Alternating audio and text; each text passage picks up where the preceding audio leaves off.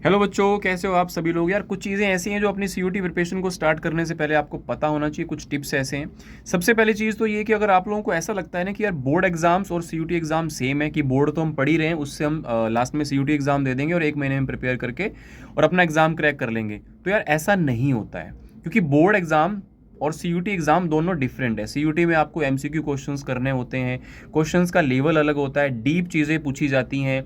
वहाँ पे क्वेश्चंस पूछने का तरीका अलग होता है, स्टेटमेंट बेस्ड क्वेश्चंस हैं आपके, मैच द फॉलोइंग टाइप के क्वेश्चन हैं, मतलब अलग अलग क्वेश्चंस पूछता है। और दूसरा उसके अंदर अलग सब्जेक्ट, लैंग्वेज और जीएटी भी ऐड ऑन हो जाता है। तो सबसे पहली चीज़, अपने सीयूटी एग्जाम पैटर्न को समझो।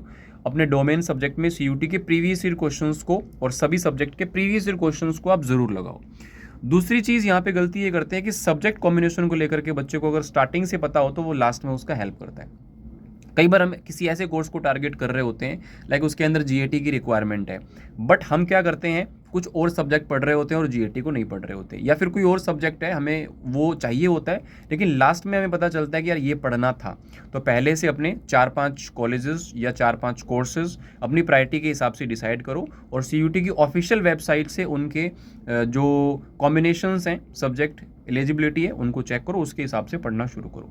तीसरी चीज़ है जीएटी को इग्नोर करना। बहुत सारे बच्चे ऐसा बोलते हैं कि यार मेरा कोर्स तो ये है, मैं तो डीयू में जाना चाहता हूँ, बीएससी करना है, या कोई भी ऐसा कोर्स है जहाँ पे जीएटी रिक्वायर्ड नहीं है स्पेसिफिकली उस यूनिवर्सिटी के लिए। लेकिन अगर उस यूनिवर्सिटी में एडमिशन नहीं होता है तो उसी कोर्स को लेकर आप दूसरी जगह जाओगे तो हो सकता है कि वहाँ पे जीएटी आपसे पूछे। और इवन आपका डोमेन अगर बिगड़ जाता है तो जीएटी जैसा सब्जेक्ट अकेला आप लोगों को अच्छे कोर्सेज, दूसरे कोर्सेज, नए कोर्सेज में एडमिशन दिला सकता है। सो आई विल स्ट्रांगली रिकमेंड कि आप जीएटी को साथ में ज़रूर पढ़ें। It will save your 1 year. और सबसे बड़ी चीज़ है, प्रिपरेशन को बोर्ड एग्जाम के बाद कर लेंगे। सबसे बड़ा मिसकॉन्सेप्ट, ऐसा पॉसिबल नहीं है।